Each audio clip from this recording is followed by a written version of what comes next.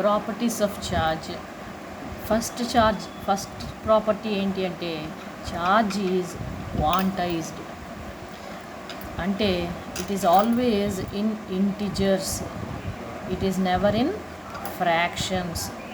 అలాగే 1 electron, 2 electron, 3 electron ఉంటుంది, కానీ ఇలా బ్యాచెస్గా వెళ్తాయి. కానీ హాఫ్ ఎలక్ట్రాన్ పార్టిసిపేట్ చేసింది, 1/4 పార్టిసిపేట్ చేసింది అనే scenario does not arise. This is not possible.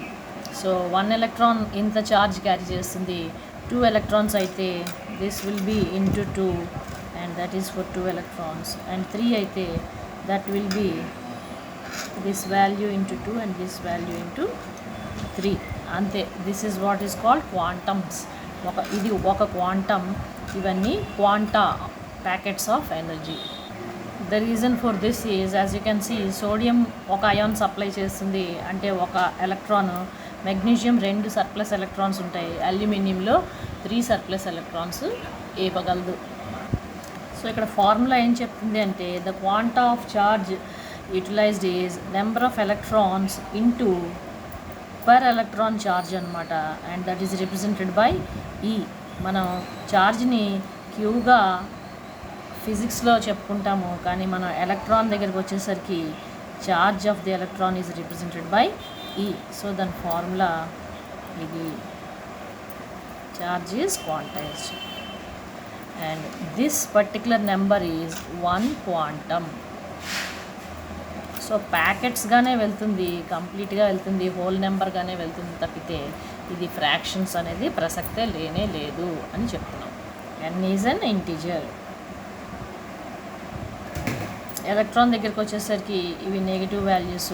ఇదే మనం ప్రోటాన్ దగ్గరికి వెళ్తే, ప్రోటాన్కి ఆల్రెడీ చెప్పుకున్నాము, ఇట్ ఈస్ సిమిలర్ ఫ్యాషన్లో same charge, therefore this is positive.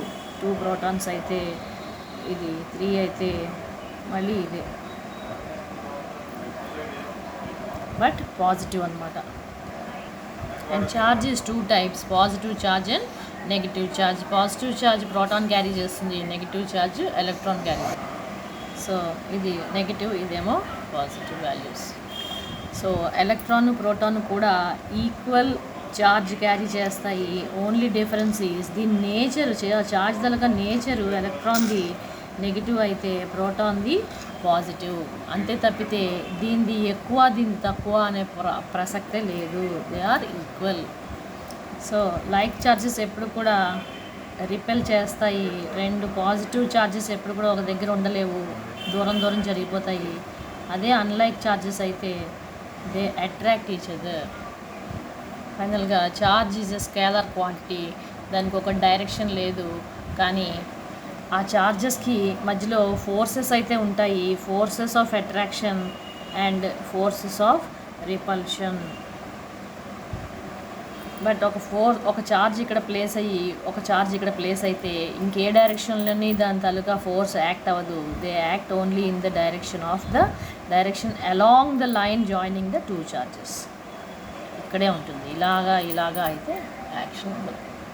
So the magnitude of force between the 2 charges, ఇక్కడ ఒక ఛార్జ్ ఇక్కడ ఒక ఛార్జ్ ప్లేస్ అయి ఉన్నాయి, ఇవి రెండింటికి మధ్యలో ఉన్నటువంటి ఫోర్స్ ఏదైతే ఉందో ఆ ఫోర్స్ రిప్రజెంటేషన్ ఎట్లా ఉంటుంది అంటే it depends upon the distance or ఇది పెరిగే కొద్దీ వీటి మధ్యలో ఉన్నటువంటి ఫోర్సెస్ వీకెన్ అవుతాయి.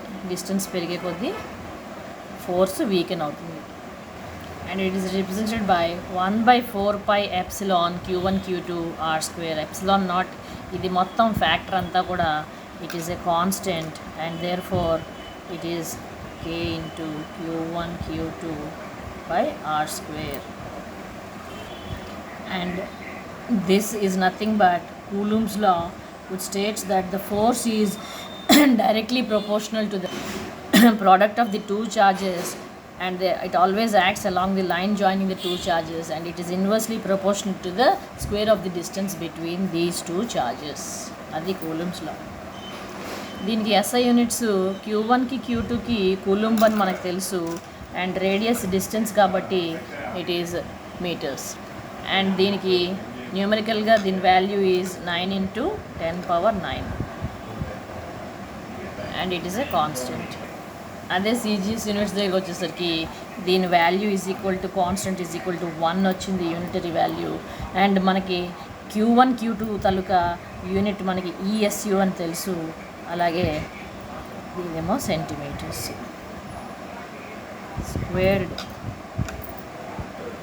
And we pretty well know electron atom చాలా చిన్నది, అందులో ఎలక్ట్రాన్స్ ఇంకా చాలా చిన్నవి, ప్రోటాన్స్ కూడా చిన్నవి. వాటి తాలూకా మధ్యలో ఉండే distances we are talking about infinitesimally very small distances between the charges. So మనం ఏదైతే మీటర్స్ సెంటీమీటర్స్ చెప్పుకుంటున్నామో ఈ టర్మ్స్లోని డిస్టెన్స్ బిట్వీన్ చార్జెస్ చెప్పుకోవడానికి అవ్వదు. వాటి తాలూకా units angstroms, nanometres, micrometres, picometres and ఫర్మీమీటర్స్లో మాత్రమే మనం డీల్ చేయగలము. And as you can see మీటర్లోని కింద 10 సున్నాలు పెడితే అది ఒక యాంగ్స్ట్రామ్ యూనిట్ అనమాట. అంత చిన్నది, వెరీ వెరీ మైన్యూట్. ఒక సున్నా తీసేస్తే అది 1 నానోమీటర్. 9 ఉన్నాయి డినామినేటర్లో.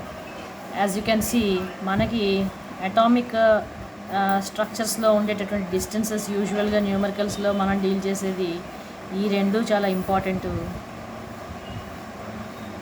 Others are only for knowledge and information sake. ఈ ఫర్మీమీటర్స్ ఏమో ఇంకా ఇంకా ఇంకా చిన్నవి, అన్నిటిలోకి బాగా చిన్నవి. And these are the distances between two given charges. Positive అవ్వచ్చు, పాజిటివ్ నెగిటివ్ అవ్వచ్చు, నెగిటివ్ అవ్వచ్చు.